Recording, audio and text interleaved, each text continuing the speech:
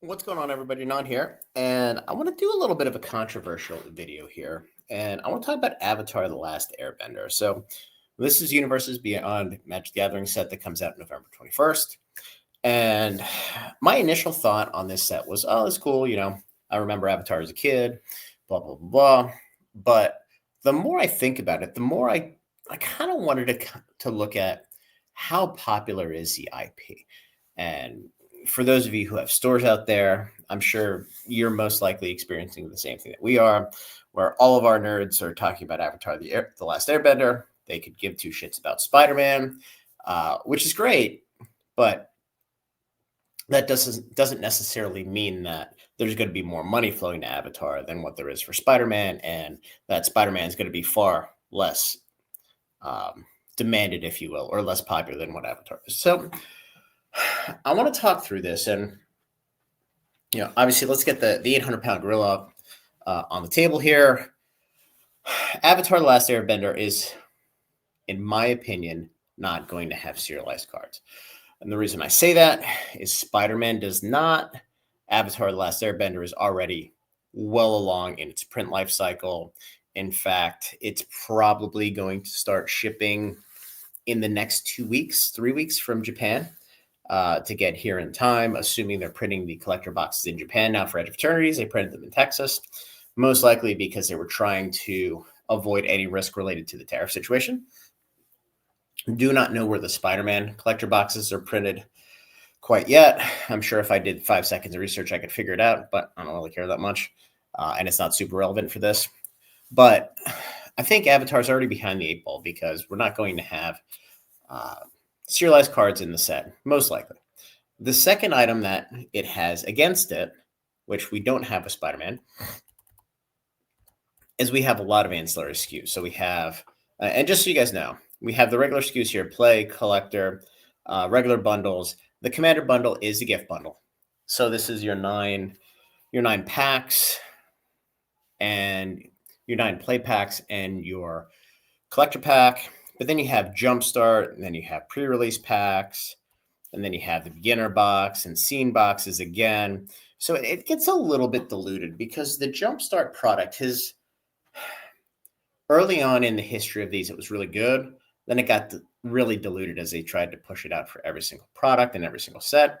And now it's starting to get good again. The Jumpstart product for Foundations was quite good. And this is really the first one they've had since then. So at one per year, I'm expecting it to be relatively positive. And quite honestly, our allocations of the Jumpstart booster boxes have been higher than the regular play boxes. So my concern is that as far as, we'll go to the banger card here, as far as intellectual properties go, and things like Avatar, each one is unique, right? So I'm going to go through the list. So Spider-Man, everybody grew up on comic books from, I don't even know when the first one was, 50s, 60s, could be before, could be after. It doesn't really matter. Multiple decades of Spider-Man. We have umpteen movies, all kinds of stuff out there. Gundam was created in 1979. Quite honestly, I didn't realize how popular it was until I started researching for this. I know I had the cartoon in 1995, 1996, whenever it was syndicated into the US for the first time. I thought it was cool. One Piece. One Piece is a children's cartoon. It was adapted to Netflix for a live action show that was, it was okay. But a lot of folks in the US don't know what One Piece, or did not know what One Piece was at the time. Me being one of them. Again, I'm not an anime person, but I've always known what Avatar: The Last Airbender is. Didn't know that. Final Fantasy. I grew up playing Final Fantasy. I remember buying Final Fantasy 1 at KB Toy Store as a kid. Yeah, I'm old if you don't remember it. Yeah, well, is what it is. But then you have Avatar: The Last Airbender, which I did some research, and I'm going to get to it in a second. And I'm also going to walk through the IP and or property that it most likely coincides with, which isn't going to be great. But again, that's why it's going to be a little bit controversial, because everybody's going to have their opinion on whether they like it, they don't like it. But the fact of the matter is the total addressable population of this IP is very tiny compared to what the others that we've seen in universes beyond. And obviously, One Piece and Gundam I pulled up because they're two large Bandai sets based on popular IP. So it made sense to kind of bring those into the equation. So the first thing I started with was I knew One Piece had the Netflix series and Avatar had the Netflix series again. Now they're obviously a couple years apart, but the Avatar series actually outperformed in the first 6 months, outperformed the One Piece series. And I believe it's like 900 million hours viewed of Avatar and 542 million hours viewed of One Piece through the first, I think it's like 6 months or whatever. And like 72 million views or something like that across multiple episodes. I didn't look to see if the number of episodes are the same and this and that, but it was enough for me to say, okay, well, if it's more popular than One Piece, that's a start, right? Now, Netflix is a little bit misleading because those of you who only have Netflix or you only have streaming services, anything that's new, you're going to watch. So if they put an IP out there, you're going to watch it because you have Netflix and because you're paying for the service, not necessarily because you like the IP or the property. But that's neither here nor there. So I started going into the names I mentioned before and just started researching just the total estimated revenue of the properties life to date. And obviously the life of these varies and the structure varies as well. So Spider-Man is the largest at $26 billion. And this is all estimated. There's a bunch of different services that do this. Nobody will ever know what the actual revenue is because it probably doesn't exist because the records for Spider-Man go back a long ass time. But it's close enough for this discussion. So even though Spider-Man has been around for multiple decades, $26 billion. I mean, the comic books for years are pennies on the dollar compared to what it is today. The bulk of the IP is going to be more recently from the movies, and the movies are the big hitters. But you have multiple generations who know who Spider-Man is. That nostalgia is ingrained in people's memories. So with the Spider-Man set for Magic, even if the set's shitty, you're going to have people who love Spider-Man who are going to buy it just because of Spider-Man. So it's a set that, in spite of the fact that the set may be weak or it may not be great, it may not be super playable, the IP is going to help to carry the set. And that's why when we found out that there were no serialized cards, the market rejected the product. And then once the collector boxes went under $700, $725, people started buying them again, and we'll see what happens going into release. But I do want to point out that the play boxes have always been right around $190 to $200. So the play boxes really haven't moved that much. So moving on, Gundam. This surprised me.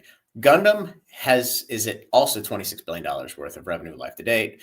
46 years because it came out the year I was born.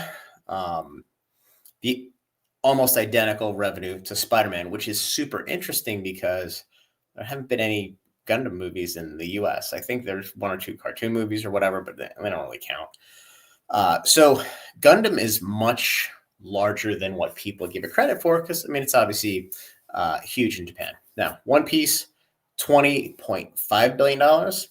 Again, we haven't had movies in the US. We had the Netflix show. But this is cartoons and toys and the card game and all of the ancillary stuff for, a show that's been around for 30 years or whatever, 1,000 some episodes. Again, big in Japan, growing in the US, but it's not something that most of us grew up on.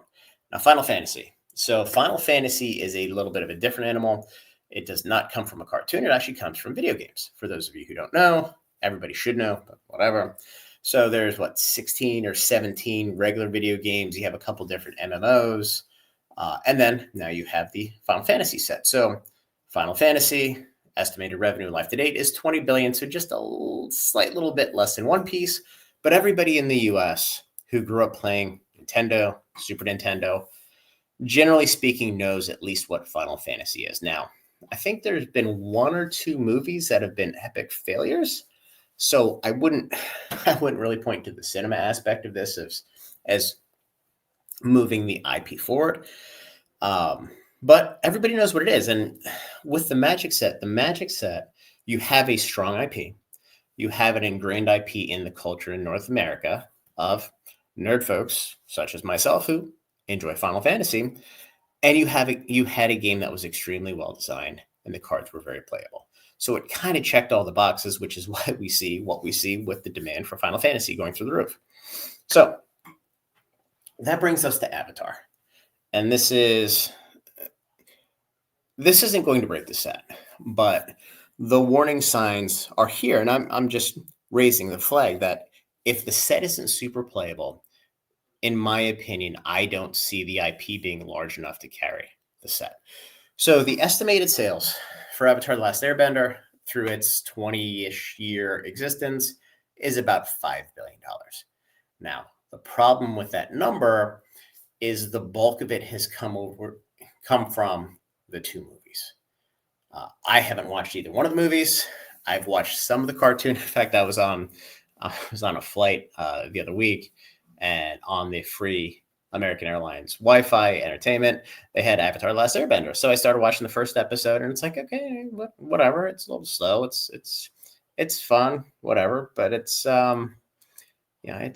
old-ish, and there's big gaps between new content there. So I know it was on Cartoon Network for a while, but $5 billion is a far cry from 20 and $26 billion. So you have an IP it's cartoon. It started as cartoon. You have a couple movies, which I'll just kind of throw those out because I don't think the movies really advance the IP. It's more just hoarding the IP for some free cash flow. I'll trademark that. But I think it's kind of weak. So I started looking at other properties that are right around the same size as Avatar: The Last Airbender, and surprise of all surprises, the best comp is Assassin's Creed. So Assassin's Creed, been around for about 10 years, primarily video games. We've seen a couple movies. Obviously, the movies gross pretty well, but there are quite a few video games. So similar makeup to Final Fantasy. But as we know, the Magic the Gathering set was a disaster because the set was weak and the IP wasn't strong enough to carry the set. And oh, by the way, that set had serialized cards. This will not. So this set, I think, best case, it's a very playable set. People like the cards and the gameplay. The IP is a nice to have, not something that people are going to beat down the door to get. And the worst case scenario is this ends up being Assassin's Creed without a serialized card in the collector boxes, which would be an absolute epic disaster. Now, we already know that the production of this set is going to be greater than Spider-Man. It's also most likely going to be greater because it's most certainly going to be a larger set. It's going to be a full-size set, not the mini set that Spider-Man was. But the reason I'm going through this research is the set is going to have to stand on its own. And if it is not play tested similar to Final Fantasy, and it's put together like some of the other recent sets that aren't great, the set is everybody who's paying up for the product right now is in for a rude awakening. Again, just my opinion, but with these Universes Beyond sets, they're Universes Beyond because Wizards of the Coast expects the IP to carry the set.